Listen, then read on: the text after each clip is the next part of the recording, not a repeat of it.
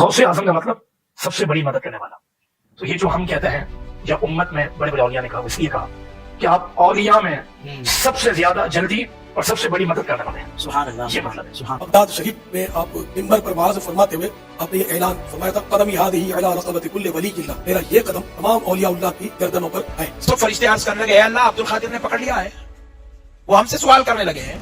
गौसे पाक रज़ी अल्लाह ताला अन्हु फरमाते मैं तो क़यामत में भी उतनी देर जन्नत में नहीं जाऊंगा जब तक सारे मुरीद ना साथ चले जाएं। दो रोगनी रोटियां और दूध का प्याला लेकर आए और मुझे कहा कि खाओ।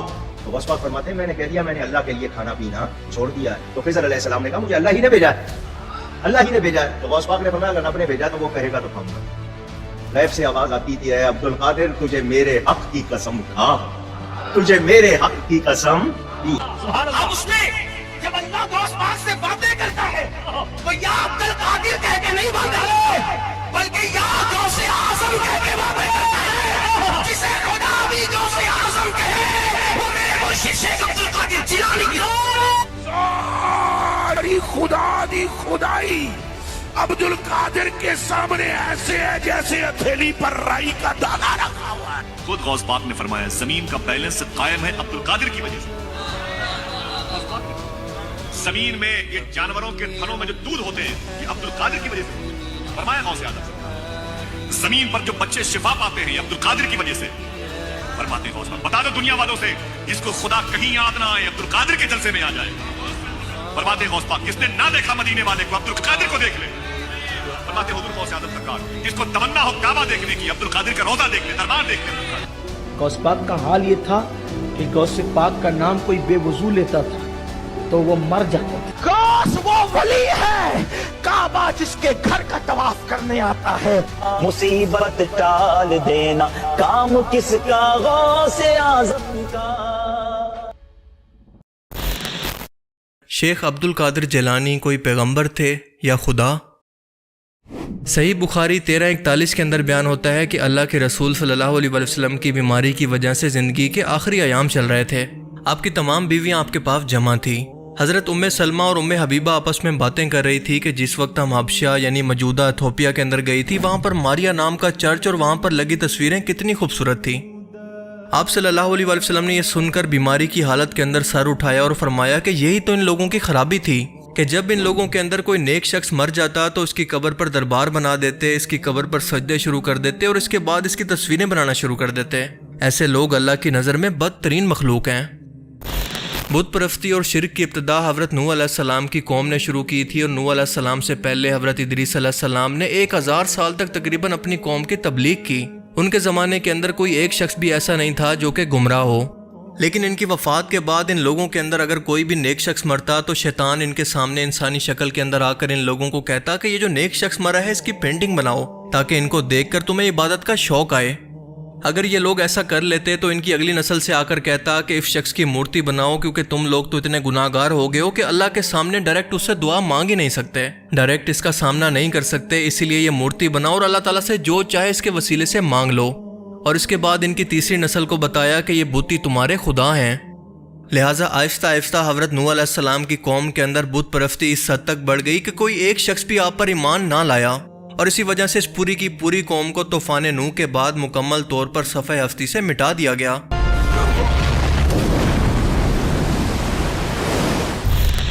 यहाँ तक कि आज से 1400 साल पहले तक भी रसूलुल्लाह सल्लल्लाहु अलैहि वसल्लम के ऐलान नबूवत से पहले अरब के अंदर जिन भी बुतों की पूजा की जाती थी इनमें से ज़्यादातर ऐसे ही नेक लोग थे जो सारी ज़िंदगी अल्लाह के दीन की तबलीग करते रहे, लेकिन इनके मरने के बाद इनकी तस्वीरें, इनकी मूर्तियाँ बनाकर इन्हें अल्लाह के मुकाबले में पूजा जाने लगा। और इसीलिए अल्लाह के रसूल ने शिर्क की इब्तिदा से मुतल्लिक बीमारी की हालत के अंदर भी उम्मत को खबरदार किया कि इंसानी फितरत के अंदर ये गुमराही कुदरती तौर पर शामिल है।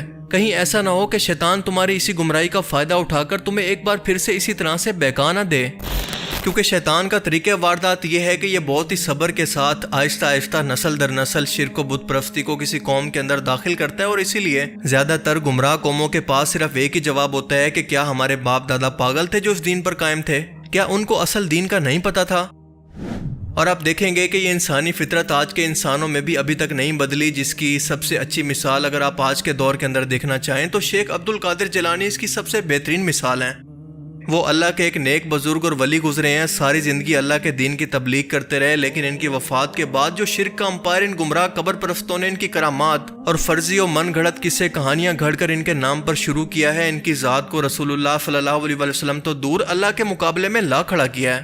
اور اب حالت تو یہاں تک ہو گئی ہے کہ اب باقاعدہ ان کا بت بنا کر اس پر پانی اور دودھ چڑھا کر ان کی باقاعدہ عبادت کی جا رہی ہے اور ان سے مدد مانگی جا رہی ہے، ان کے نام کی نیاز بانٹی جا رہی ہے، جیسے ہر سال عید الاضحیٰ کے موقع پر اللہ کے نام کی قربانی کی جاتی ہے، ان کے نام کی نماز پڑھی جا رہی ہے، جیسے اللہ سے نماز کے اندر مدد مانگی جاتی ہے، بالکل اسی طرح سے نماز غوثیہ کے اندر بھی شیخ عبد القادر جیلانی سے مدد مانگی جا رہی ہے۔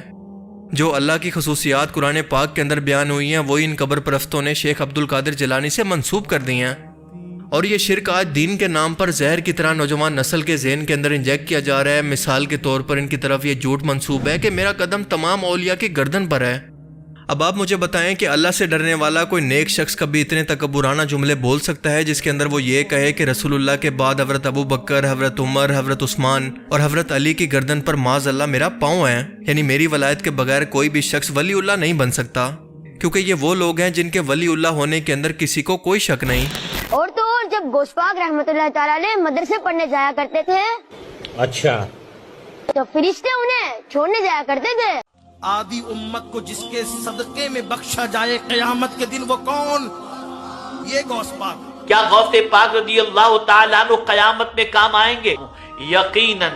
اسی لیے ولیوں کا دامن مضبوطی سے پکڑو، نہ سعودی کام آئے گا نہ یہودی، اگر کام آئے گا تو اللہ کا ولی۔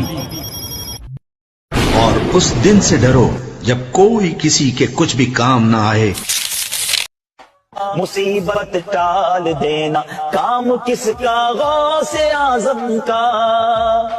حضور فریاد رس غوث اعظم رضی اللہ تعالیٰ عنہ فرماتے ہیں جو کوئی مصیبت میں مجھے پکارے، مجھ سے مدد چاہے، میں اس کی مصیبت کو اس سے دور فرماؤں گا۔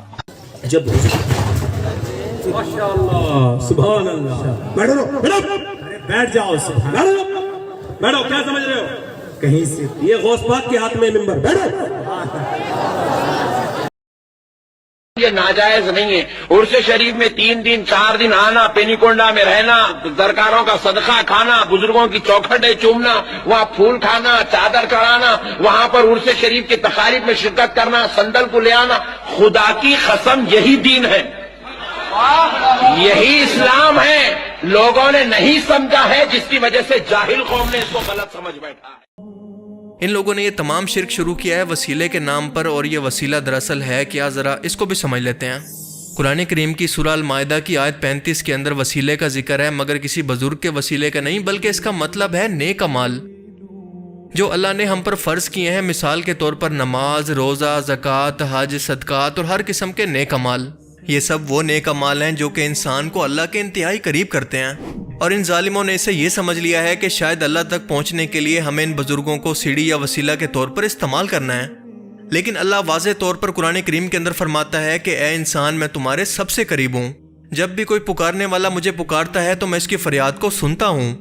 سورہ البقرہ کی ان آیات کے اندر کسی بھی قسم کے وسیلے کا کوئی ذکر نہیں۔ اللہ نے فرمایا کہ اے میرے بندے، مجھ سے ڈائریکٹ مانگو، میں تمہاری تمام دعاؤں کو سنتا ہوں۔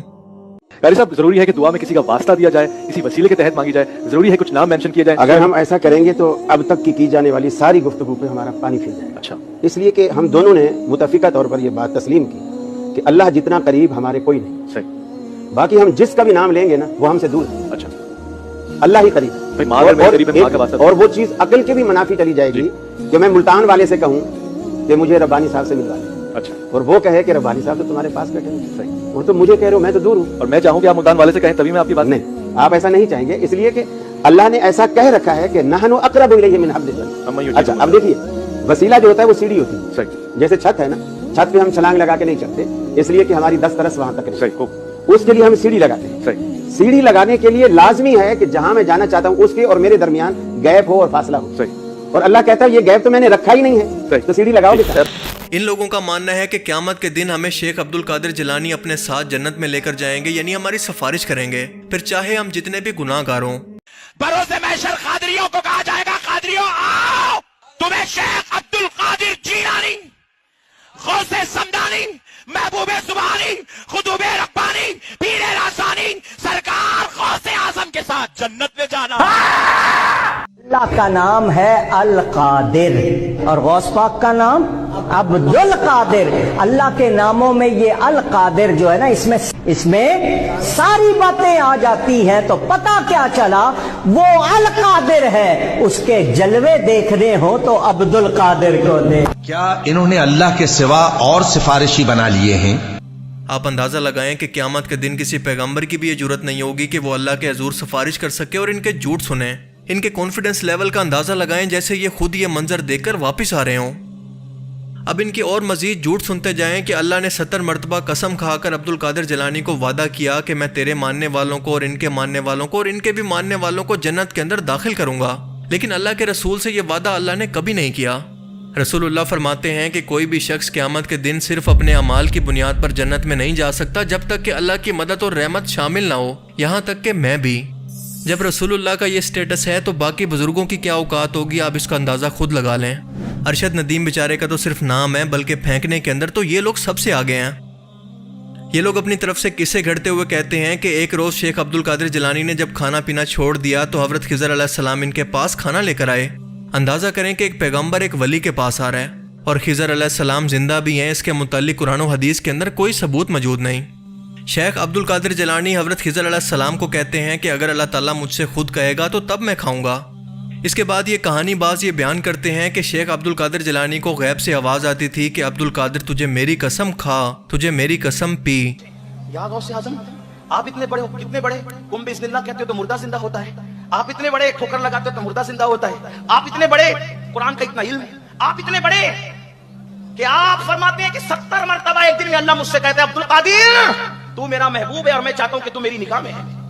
और फरमाते मैं भूखा होता हूं तो मुझसे कहते हैं मेरी कसमें खा ले, मैं प्यासा होता हूं तो कहते हैं मेरी कसमें खा ले। मेरे इमाम उसको यूं बयान करते कसमें देते के खिलाता है पिलाता है तुझे प्यारा अल्लाह तेरा चाहने वाला तेरा। आप इतने बड़े हैं कि कहते हैं एक वक्त वो था जब मैं काबे का तवाफ करता था, एक वक्त ये है कि काबा मेरे घर का तवाफ करता है। या शीरमाल कहते हैं 2 रोगनी रोटियां और दूध का प्याला लेकर आए और मुझे कहा कि खाओ। तो गौस पाक फरमाते हैं मैंने कह दिया मैंने अल्लाह के लिए खाना पीना छोड़ दिया है। तो खिज़र अलैहिस्सलाम ने कहा मुझे अल्लाह ही ने भेजा है, अल्लाह ही ने भेजा है। तो गौस पाक ने फरमाया अगर रब ने भेजा तो वो कहेगा तो खाऊंगा। गैब से आवाज आती थी है अब्दुल कादिर तुझे मेरे हक की कसम खा, तुझे मेरे हक की कसम पी। आप अंदाज़ा करें कि अल्लाह के पैगंबरों से भी अल्लाह ताला हज़रत जिब्राइल अलैहिस्सलाम के ज़रिए कलाम करता है, यहाँ तक कि खुद रसूलुल्लाह से भी वही के ज़रिए अपना हुक्म यानी कुरान पाक नाजिल किया। तो वहीं पर शेख अब्दुल कादिर जिलानी से अल्लाह ताला डायरेक्ट कलाम कर रहा है, यानी जो स्टेटस नबियों तक को हासिल नहीं है इन जालिमों ने शेख अब्दुल कादिर जिलानी को दे दिया है। इनके बारे में दावा करते हैं कि इनके पास गैब का इल्म था जो कि सिर्फ और सिर्फ अल्लाह के पास है। सारी खुदा दी खुदाई अब्दुल कादिर के सामने ऐसे है जैसे हथेली पर राई का दाना रखा हुआ है। लानत है तेरे ऐसे कीदे के ऊपर। अल्लाह फरमाता है कि ये अल्लाह की शान ही नहीं है कि वो गैर नबी को गैब पर मुतला करे। और आप जानते हैं कि ये सिर्फ और सिर्फ अल्लाह की ज़ात के लिए मुमकिन है, किसी पैगंबर ने भी कभी ये दावा कभी नहीं किया। ये जाहिल और कम अकल मुरीद ये भी कहते हैं कि शेख अब्दुल कादिर जिलानी दिलों का हाल जानते थे, मुर्दों को जिंदा कर देते थे। कोई भी इनका मुरीद दुनिया के किसी भी कोने के अंदर इनको मदद के लिए पुकारता तो ये फौरन उनकी मदद के लिए पहुंच जाते।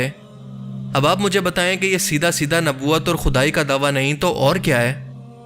और जाहिर है कि ये सब के सब झूठ शेख अब्दुल कादिर जिलानी की तरफ मंसूब हैं। उनकी ये तालीमात कभी नहीं थी, लेकिन ये लोग अवाम को इनकी करामात के नाम पर ये शिरक सुना सुना कर इनके दिमागों को शिरक के लिए तैयार कर रहे हैं।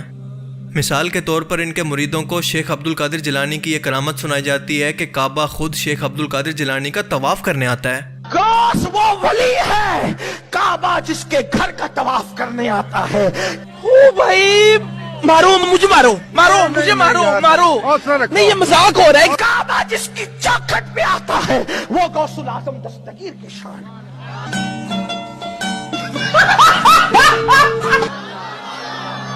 लोग कहते हैं क्या काबा भी आ सकता है? कौन है ये लोग? मैंने कहा मैं तुझसे बात ही नहीं कर रहा।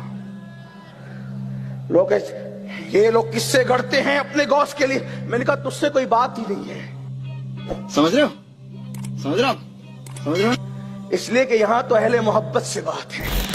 فتح مکہ سے پہلے جب رسول اللہ صلی اللہ علیہ وسلم اور آپ کے صحابہ حج کرنے کے لیے گئے تو آپ کی شدید خواہش کے باوجود بھی وہ حج نہ کر سکے کیونکہ مشرکین مکہ نے اس کی اجازت نہ دی اور آپ کے ساتھ صلح کا معاہدہ ہوا۔ اب سوال یہ ہے کہ کیا رسول اللہ صلی اللہ علیہ وسلم کی شدید خواہش کے بعد کیا کعبہ کا یہ حق نہیں بنتا تھا کہ رسول اللہ کا طواف کرنے خود پہنچ جائے؟ یعنی اگر ایسا ممکن ہوتا تو کتنے بڑے کہانی باز ہیں یہ لوگ، لیکن ہمیشہ اپنی جہالت اور اپنے لو آئی کیو کی وجہ سے پکڑے جاتے ہیں۔ اللہ کے رسول نے نبوت کے دوران تبلیغ شروع کی تو انہیں انتہائی بھوک اور غربت کے اندر وقت گزارنا پڑا، کبھی بھی پیٹ بھر کے کھانا نہیں کھایا۔ بعض اوقات تو نوبت یہاں تک پہنچ گئی کہ آپ کو پیٹ پر پتھر تک باندھنے پڑے۔ لیکن ان کہانی بازوں کے مطابق شیخ عبد القادر جیلانی کا یہ علم تھا کہ وہ مرغی کھانے کے بعد اسے دوبارہ زندہ کر دیتے، اور صرف یہی نہیں بلکہ وہ زندہ ہو کر عربی زبان بھی بولنے لگتی۔ مطلب کون لوگ ہیں یہ؟ کو دیکھا اور کہا اٹھ، اللہ کے حکم سے انہی ہڈیوں میں سے تو مرغی زندہ ہو جاتی ہے۔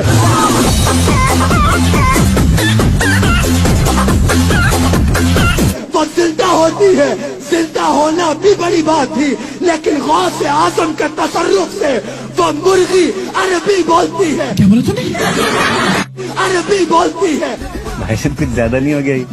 مطلب کچھ بھی کہتی ہے عبد القادر۔ ان مریدوں کو یہ بتایا جاتا ہے کہ شیخ عبد القادر جیلانی کا ایک دھوبی تھا جو کہ ان کے کپڑے دھوتا تھا۔ جب وہ مر گیا تو گناہ گار تھا، لیکن فرشتوں نے جب قبر کے اندر اس سے سوال کیا کہ تیرا رب کون ہے، تیرا دین کیا ہے، ہر سوال کے جواب کے اندر اس کا کہنا تھا کہ میں غوث پاک کا دھوبی ہوں اور مجھے کچھ نہیں پتا۔ یہ کہنا تھا کہ شیخ عبد القادر جیلانی خود اس کی قبر کے اندر چلے گئے اور کہا کہ کیوں میرے مرید کو تنگ کرتے ہو، مجھ سے پوچھو اس کے متعلق جو بھی پوچھنا ہے۔ فرشتوں نے یہ سن کر جواب دیا کہ ہم پوچھتے ہی نہیں ہیں، اور معاذ اللہ تعالیٰ نے اس دھوبی کو صرف اسی نسبت کی وجہ سے بخش دیا کہ وہ شیخ عبد القادر جیلانی کا مرید ہے۔ اب ان عقل کے اندھے لوگوں سے کوئی سوال کرے کہ کیا تم لوگ قبر کے اندر کیمرہ فٹ کر کے بیٹھے تھے یا پھر موقع پر موجود تھے، تمہیں یہ سب کچھ کس نے بتایا؟ ان جاہلوں کو اتنا بھی نہیں پتا کہ فرشتے انسانوں کی طرح کوئی فری ول نہیں رکھتے بلکہ اللہ کا حکم ماننے کے پابند ہیں۔ ان کو کسی کمپیوٹر پروگرام کی طرح جو کچھ بھی فیڈ کیا جاتا ہے یا پھر جو بھی حکم دیا جاتا ہے وہ صرف اس کو فالو کرتے ہیں۔ ان کو صرف اور صرف یس اور نو کی سمجھ آتی ہے، اگر جواب نو کے اندر ہے تو سیدھا جہنم، اور اگر یس ہے تو جنت، بس اس کے بعد بات ختم۔ علی تھانوی صاحب ہے، وہ اپنی کتاب فضائل یومیہ کے اندر 3 مقامات کے اوپر لکھا میرے غوث الثقلین کا ایک دھوبی تھا، جب وہ مر گیا تو بعد میں اس دھوبی کو کسی نے خواب میں دیکھا تو پوچھا کیا بنا، تو کہنے لگے کچھ بھی نہیں۔ فرشتے نے آ کے پوچھا من ربو کا، رب کون ہے؟ تو میں نے کہا میں تو غوث پاک کا دھوبی ہوں۔ منکر نکیر آئے، انہوں نے آ کر سوال کیا مر ربو کا، کہنے لگا عبد القادر جیلانی کا دھوبی ہوں۔ کہا ماں دینوں کا، تیرا دین کیا ہے؟ ارے کہا نا غوث پاک کا دھوبی ہوں۔ پوچھا ماں کن کا تقول بھی اتحاد رجل، کہنے لگا اتنی پہچان بھی نہیں، گناہگار آدمی۔ بزرگ غوث پاک کے گھر سے کپڑے آتے تھے، دھو دیتا تھا۔ بزرگ غوث پاک کا دھوبی ہوں، اتنی بات قبول ہو، بخش دو نہیں تو سزا دے دو۔ فرشتے حیران، یا اللہ کیسے بندے سے پالا پڑا، جو سوال کرتے گئے جواب ایک ہی دیتا ہے کہ میں عبد القادر جیلانی کا دھوبی ہوں۔ فرشتوں نے کہا مولا کس بندے کے پاس بھیج دیا؟ اب تک 2 ہی بندوں سے واسطہ پڑا، ایک وہابی اور ایک سنی۔ حضور غوث اعظم قبر میں آئے اور فرمانے لگے کیوں تنگ کرتے ہو میرے ماننے والے کو؟ فرماتے ہیں حضور غوث اعظم نے فرمایا مجھ سے پوچھو کیا پوچھنا ہے، مجھ سے پوچھو۔ فرشتے کہنے لگے ہم پوچھتے ہی نہیں، ہم پوچھتے ہی نہیں، عبد القادر جانے اور خدا جانے۔ رب کی بارگاہ سے حکم ہوا اے فرشتوں، وہ اگر ہمیں نہیں جانتا تو کیا ہوا، ہمارے محبوب غوث اعظم کو تو جانتا ہے۔ حکم ہوا۔ بالکل اسی طرح سے شیخ عبد القادر جیلانی کی طرف منسوب ہے کہ انہوں نے اپنے وضو کروانے والے خادم کو صرف اس لیے جلا کر بھسم کر دیا کہ اس نے آپ کے لوٹے کی ٹوٹی کو قبلہ کی طرف نہیں رکھا تھا، اور اس کے بعد لوٹے کی طرف دیکھا تو لوٹا خود بخود آپ کی کرامت کی وجہ سے قبلہ کی طرف ہو گیا۔ اب یہ ان کہانی باز مولویوں کے نزدیک اسلام کی خدمت ہے کہ ایک ولی اللہ کے ہاتھوں ناحق قتل ہو جانا اور بعد میں ان کا خود اس غلطی کو ٹھیک بھی کر لینا، یہ ان کے نزدیک ایک کرامت ہے۔ اسی طرح سے ان سے منسوب ہے کہ آپ پانی پر چلا کرتے تھے اور آپ کا مصلی نماز کے دوران پانی پر ٹھہرا ہوتا، آپ 40 سال سے ڈوبی ہوئی ایک برات کو بطور کرامت دریا سے باہر نکال دیتے، یعنی مردوں کو زندہ کر دیتے، اور یہی نہیں بلکہ اپنے ہاتھ سے غیبی طور پر سمندر کے اندر پھنسے ان مسافروں کو بھی بچا کر جہاز سمیت خشکی پر لے آتے جنہوں نے مشکل کے اندر ان کو مدد کے لیے نام لے کر پکارا تھا۔ سیدی غوث اعظم رضی اللہ تعالیٰ عنہ فرماتے ہیں ایک مرتبہ سیدی غوث اعظم رضی اللہ تعالیٰ عنہ اہل بغداد کی نظر سے غائب ہو گئے. لوگوں نے معلوم کیا کہ کہاں گئے. دجلہ کی طرف پتہ چلا تشریف لے گئے. تلاش کرتے گئے, دیکھا کہ آپ پانی پر چل رہے ہیں اور مچھلیاں نکل نکل کر آپ کو سلام کر رہی ہیں, قدم چوم رہی ہیں. اسی اسنا میں ایک بڑی نفیس جائے نماز دیکھی کہ تخت سلیمانی کی طرح ہوا میں معلق ہو کر بچھ گئی. اس پر 2 سطریں لکھی ہوئی تھی. لیکن کیا آپ جانتے ہیں کہ اللہ نے یہ خاصیت کہ سمندر کی موجوں اور طوفانوں کے دوران صرف اللہ کی ذات ہے جو کہ انسانوں کی مدد کرتی ہے, اس کو اپنی طرف منسوب کیا ہے. اب اس کا سیدھا سیدھا مطلب یہ نکل سکتا ہے کہ ان لوگوں نے ان بزرگوں کی صرف یہ جھوٹی کتابیں پڑھی ہیں, قرآن کا علم ان کو بالکل بھی نہیں ہے, یا پھر یہ ایسے الفاظ بول کر جو اللہ کی شان کے اندر بیان ہے قرآن پاک کی اور اللہ کی توہین کر رہے ہیں. لیکن در حقیقت یہ لوگ جاہل ہیں اور ان کی مثال ایسے ہے جیسے گدھے پر کتابیں لدی ہوں جسے اس کے بارے میں کچھ علم نہیں کہ ان کے اندر کیا لکھا ہے. اور یہی وجہ ہے کہ یہ لوگ کھلم کھلا کہتے ہیں کہ مصیبت کو ٹال دینا اللہ کا کام نہیں ہے بلکہ غوث اعظم کا ہے, یعنی شیخ عبد القادر جیلانی کا. مزید سنیں کہ غوث پاک کے گھر کے کتے کی شان یہ ہے کہ وہ دنیا کے تمام پیروں سے افضل ہے. جو غوث پاک کے در پہ کتا بیٹھتا ہے وہ دنیا کے پیروں سے افضل ہے, دنیا کے پیروں سے افضل ہے. غوث پاک کا کتا جس کی شان یہ ہے, غوث پاک کے کتے کی شان ہے, وہ دنیا کے پیروں سے افضل ہے. غوث پاک کے کتے کا یہ مقام ہے. شیخ عبد القادر جیلانی بادلوں کو حکم دیتے ہیں تو وہ بارش برسانا بند کر دیتے ہیں. غوث پاک رضی اللہ تعالیٰ عنہ تقریر کر رہے ہیں, تقریر کرتے کرتے بارش شروع ہو گئی, بارش آنی شروع ہو گئی. تو غوث پاک نے کیا کیا, بادلوں کی طرف آپ نے نگاہ اٹھائی اور آپ نے کہا بادلوں میں تو لوگوں کو جمع کر رہا ہوں, تم منتشر کرتے ہو. بس اتنا کہا, بارش سائیڈ ہو رہی ہے, جہاں آپ اور آپ کا جلسہ بیٹھا ہے وہاں ایک ٹپا نہیں پڑتا. آپ اندازہ کریں کہ اللہ نے میکائیل علیہ السلام کو باقاعدہ طور پر موسموں کے بدلاؤ کی ڈیوٹی لگائی ہے جنہیں اللہ حکم دیتا ہے. اب ان کے مطابق اس کرامت کی لاجک کے حساب سے شیخ عبد القادر جیلانی کیا خود کو اللہ کے مقابلے میں پیش کر رہے ہیں؟ یہ کہانی باز مزید کہتے ہیں کہ شیخ عبد القادر جیلانی عراق کے اندر بیٹھ کر لوگوں سے خطاب کرتے تو بنا کسی میڈیم کے لوگ مصر کے اندر جو کہ بغداد سے 1500 کلومیٹر دور ہے اس خطاب کو ایسے سنتے تھے جیسے بالکل سامنے بیٹھے ہوں. حضرت سیدنا غوث اعظم بغداد میں بیٹھ کے تقریر فرماتے تھے اور مصر والے مصر میں بیٹھ کے سنتے تھے.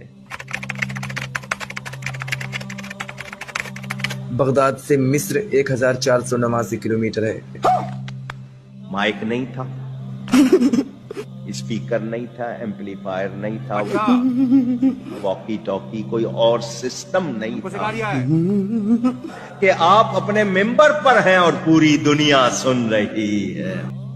کیا غیر مسلم اس طرح کی بے تکی لاجکس کو سن کر اسلام سے متاثر ہوں گے یا پھر اس کا مذاق اڑائیں گے؟ قصہ المختصر ان لوگوں کو نسل در نسل شیخ عبد القادر جیلانی کی محبت ایسے پلا دی گئی ہے جیسے بنی اسرائیل کو بچڑے کی محبت پلا دی گئی تھی. اتنی محبت کہ ان لوگوں نے بچڑے کو خدا بنا لیا تھا اور ان لوگوں نے شیخ عبد القادر جیلانی کو, جنہیں یہ غوث پاک کہتے ہیں یعنی سب سے بڑا مدد کرنے والا, یہ نام لینا بھی شرک ہے کیونکہ سب سے بڑا مددگار تو صرف اور صرف اللہ ہے.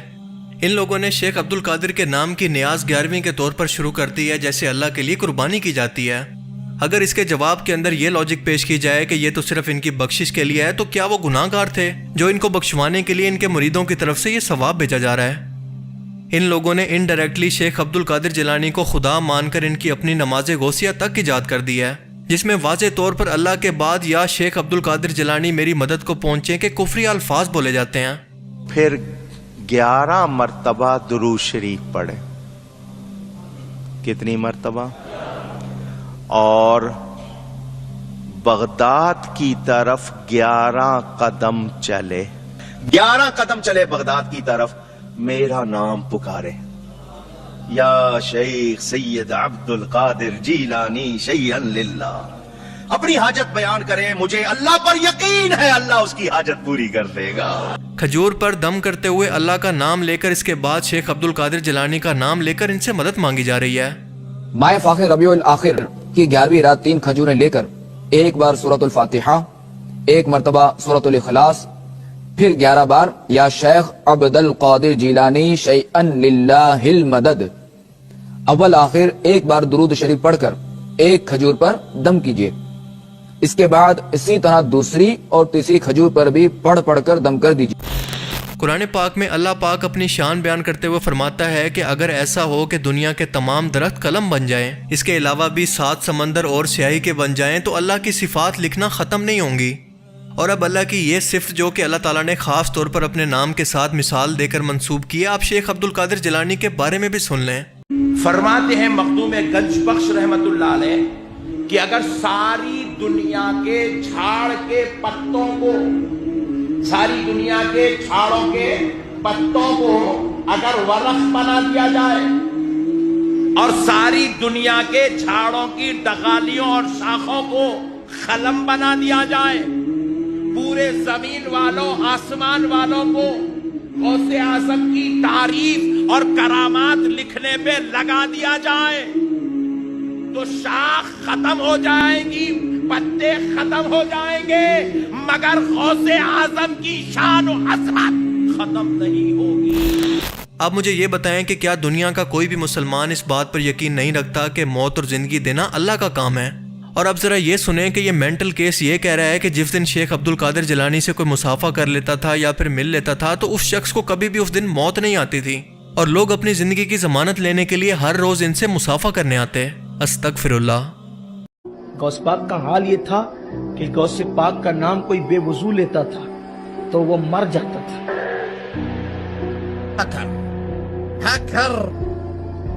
غوث پاک کا نام کوئی بے وضو لیتا تھا تو ہمارے بزرگوں نے یہ بات صوفیہ نے کہی ہے. ممکن ہے آپ اس پہ اعتراض کریں جو بھی ہو، لیکن صوفیہ کہتے ہیں کہ بے وضو کا نام کوئی لے نہیں سکتا تھا، لیکن رسول پاک نے فرمایا عبد القادر میری امت پہ رحم کرو، لوگ اس طرح سے نقصان اٹھائیں. پر ٹھیک ہے کہ اب نہیں مرے گا. میں گالی نہیں دے سکتا. گالی نہیں دینا، فیملی دیکھتی ہے، ورنہ میں ایسے گالی دوں، ایسے گالی دوں نا زندگی بھر یاد رکھیں یہ بڑے. اب ذرا اور ایکسٹریم قسم کے خدائی دعوے سنتے جائیں کہ شیخ عبد القادر جیلانی نے ان کے مطابق کہا کہ زمین کا بیلنس میری وجہ سے قائم ہے، زمین پر جو بھی لوگ شفا پاتے ہیں وہ میری وجہ سے پاتے ہیں، زمین پر جو جانوروں کے اندر دودھ موجود ہے وہ میری وجہ سے ہے، جس کو خدا کہیں نہ ملے وہ عبد القادر کو دیکھ لے، جس نے کعبہ نہ دیکھا ہو وہ میرا روزہ دیکھ لے. خود غوث پاک نے فرمایا زمین کا بیلنس قائم ہے عبد القادر کی وجہ سے. زمین میں یہ جانوروں کے تھنوں میں جو دودھ ہوتے ہیں یہ عبد القادر کی وجہ سے ہوتے ہیں، فرمایا غوث اعظم سرکار. زمین پر جو بچے شفا پاتے ہیں یہ عبد القادر کی وجہ سے، فرماتے ہیں غوث پاک. بتا دو دنیا والوں سے جس کو خدا کہیں یاد نہ آئے عبد القادر کے جلسے میں آ جائے، فرماتے ہیں غوث پاک. جس نے نہ دیکھا مدینے والے کو عبد القادر کو دیکھ لے، فرماتے ہیں حضور غوث اعظم سرکار. جس کو تمنا ہو کعبہ دیکھنے کی عبد القادر کا روزہ دیکھ لے، دربار دیکھ لے. اب آپ بتائیں کہ اس کے بعد شرک اور کفر کی کون سی انتہا باقی رہ جاتی ہے؟ یہ اندھے مرید شیخ عبد القادر جیلانی کے دربار کو دیکھ کر ایسے جذباتی ہو رہے ہیں جیسے کعبہ کو دیکھ رہے ہوں. ایک غوث پاک کا روزہ نظر آ رہا ہے ماشاءاللہ. وہ لبیک یا غوث اعظم، لبیک یا غوث اعظم، لبیک یا غوث اعظم، لبیک. وہ مینار غوث پاک کی مبارک درگاہ کا ہے ماشاءاللہ. وہ جو مینار نظر آ رہا ہے آگے آپ کو پلر نظر آ رہا ہے ماشاءاللہ، سبحان اللہ. وہ غوث پاک کا روزہ، وہ سامنے دیکھیے بائیں طرف سفید رنگ کا اور اس کے بغل میں ہے. جواب دیجیے ماشاءاللہ لبیک یا غوث اعظم، لبیک. ہاتھوں اڑا کے جواب دیجیے ماشاءاللہ. یا شیخ عبد القادر جیلانی، یا شیخ عبد القادر جیلانی، لبیک یا غوث اعظم، لبیک یا غوث اعظم.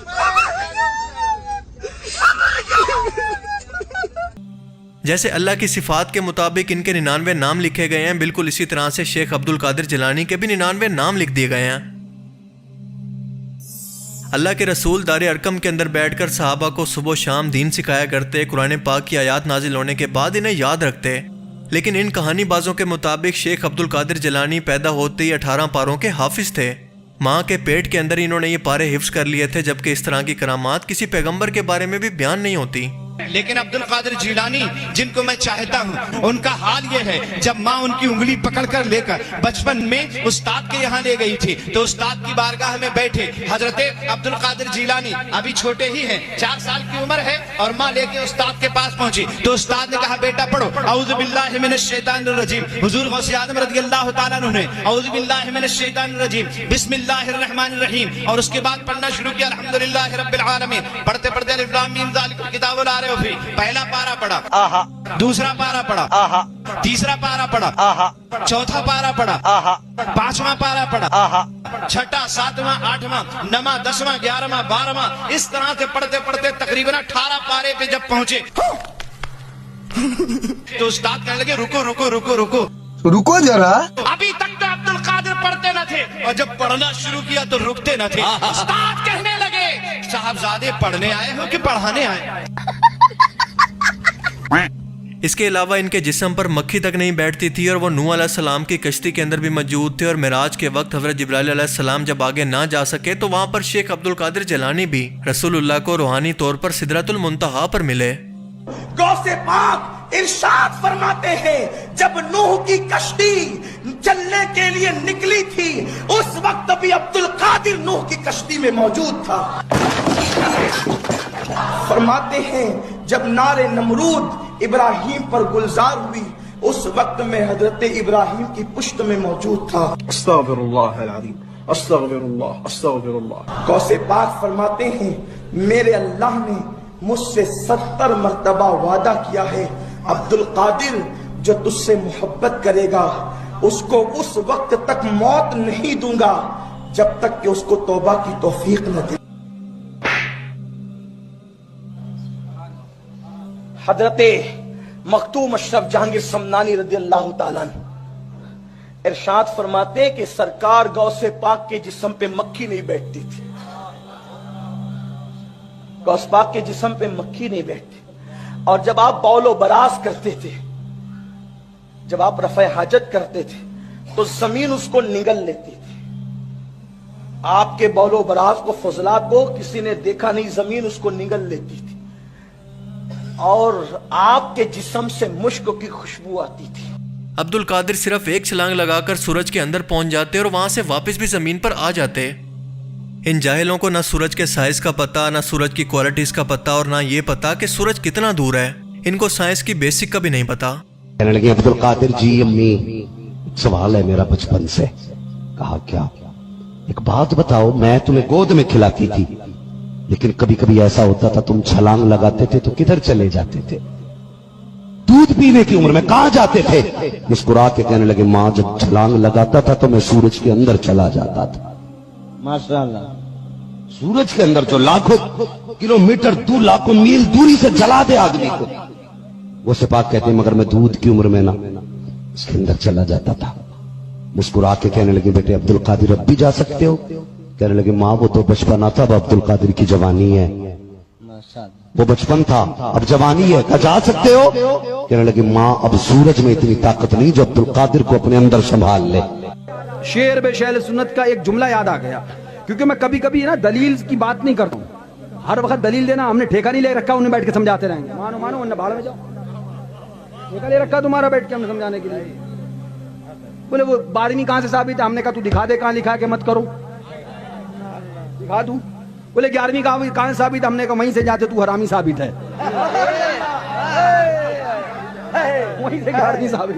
सुभान अल्लाह। अब उसमें जब अल्लाह गौस पाक से बातें करता है तो या अब्दुल कादिर कह के नहीं बातें, बल्कि या गौसे आजम कह के बातें करता है। जिसे खुदा भी गौसे आजम कहे वो मेरे मुर्शिद शेख अब्दुल कादिर जिलानी की। गौस पाक ने कितने साल तक ईशा के वजू से नमाज फजर अदा फरमाई? तो 40 साल तक ईशा के वजू से फजर की नमाज पढ़ेगा कौन? रहा रब करीम के बंदे 40 साल तक ईशा के वजू से फजर पढ़ के चले भी गए। ईशा के वजू से सुबह की नमाज पढ़ लेते। 40 साल ईशा के वजू से फजर पढ़ी। सैयदना गौसे आजम पैदा होकर वली नहीं बने, पैदा ही वली हुए हैं। आपने पैदा होते ही रोजे रखे, बड़ी मशहूर करामत, पूरे कस्बे में मशहूर हो गया था। हजरत शेख अली इब्ने हेती फरमाते हैं कि मैं 29 रमजान को आपकी बारगाह में गया तो मैंने देखा कि एक खूबसूरत जवान बड़ा सजा धजा था, अब बड़ा खुश था। तो वो जो है वो निकल करके जा रहा था। मैंने कहा हजरत कितना खूबसूरत है, कितना सज धज के है और कितना खुश है, कौन था ये? गौस पाक मुस्कुरा के कहते हैं वो ईद का चांद था। वो कोई इंसान नहीं था, वो कौन था? ईद का, वो ईद का चांद था। और मुझसे इजाजत लेने आया था, हजरत 29 को निकलना है कि 30 को निकलना है? मैं माजरत के साथ अर्ज करूंगा अगर किसी के जज्बात को ठेस पहुंचे, आप शेख अब्दुल कादिर जिलानी रहमतुल्लाह अलैह को नहीं पुकार सकते। और आप इन लोगों को देखकर परेशान बिल्कुल मत हुआ करें, क्योंकि अल्लाह के रसूल ने इस टाइम के बारे में फरमाया था जो कि सही मुस्लिम और सही बुखारी दोनों के अंदर मौजूद है, कि आपने फरमाया कि क़यामत उस वक्त तक कायम नहीं होगी जब तक मेरी उम्मत के कबाइल बुत परस्तों से जाकर ना मिल जाएं। इन लोगों के अंदर बिदात ऐसे दाखिल हो जाएंगी जैसे कोई बावला कुत्ता इन्हें काट जाए और इनके जिस्म के एक एक रेशे के अंदर ये बिदात दाखिल हो जाएं। लेकिन आपने फरमाया कि मेरी उम्मत का एक गिरोह हमेशा हक पर कायम रहेगा, वो गिरोह होगा ना कि कोई फिरका। और हम सभी लोग जानते हैं कि वो गिरोह हमेशा से वही है जो कि ये कहता है कि मुझे सिर्फ इस बात से गर्ज है कि कुरान पाक के अंदर अल्लाह का हुक्म मुझ तक क्या पहुंचा है, मेरे रसूल ने मुझे क्या तालीम दी। मुझे ये ना सुनाओ कि तुम्हारे बुजुर्ग बाबे क्या लिखते थे या फिर क्या फरमाते थे, मुझे इससे कोई गर्ज नहीं। और यही वो लोग हैं जो कि क़यामत तक हक पर कायम रहेंगे। बस आपको ये खालिफ दीन हासिल करने के लिए थोड़ी सी मेहनत करनी पड़ेगी, बिल्कुल इसी तरह से जैसे एक कपड़ा तक खरीदने के लिए आप कई दुकानों का विजिट करते हैं, हर तरह से इस कपड़े को चेक करते हैं और इसके बाद मुतमईन होकर इसको खरीद लेते हैं। बिल्कुल इसी तरह से दीन को परख कर या फिर कंपैरेटिव स्टडी करके हक तक पहुंचने की कोशिश करें, क्योंकि अल्लाह का वादा है कि जो भी हक और सच की तलाश के लिए निकलता है तो अल्लाह ताला हक के दरवाजे उस पर खुद ब खुद खोल देता है। अल्लाह ताला से दुआ है कि वो हमें इन गुमराहियों से बचाए और दीन की सही समझ अता करे। आमीन।